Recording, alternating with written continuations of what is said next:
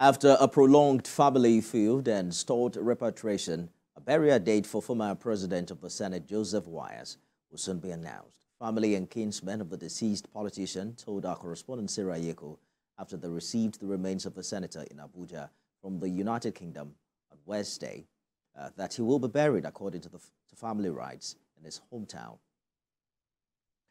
We'll bring you details of that story now and return with business news. It was a homecoming for former President of the Senate, Joseph Wayas, as his body was received by his family and kinsmen in Abuja on Wednesday. His body arrived Nigeria from the Heathrow Airport in London on board British Airways. Mr. Wayas, who was the President of the Senate between 1979 and 1983, died in a London hospital on November 30, 2021, at the age of 80 after a protracted illness.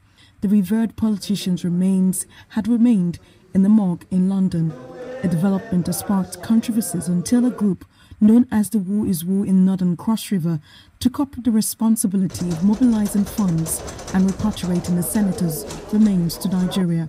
It took close to 150 million naira to confirm the body had not been buried in the UK and repatriate for final burial. I'm happy that I saw the body and I recognize the body of the late Senate President. I know that the government of Cross River State, the governor, is willing and ready to give our late icon a befitting burial.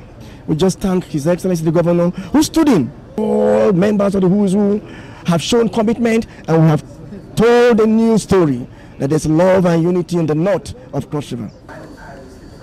It's exactly 2 years and 9 months after the death of Dr. Joseph Wayas, and for the first time in a long while, his family can see and touch Mr. Joseph Wayas, a man whose legacies and political acumen have forced his kinsmen to repatriate his body in the midst of a family squabble. Sighting his body brought back a sense of loss the Wayas family had locked away for almost 3 years.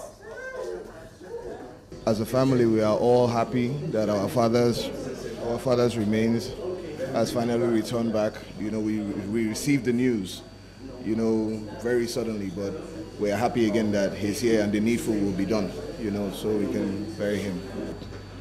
To see this day and to receive my husband back home, I cannot thank God enough, and thank all those that made it possible.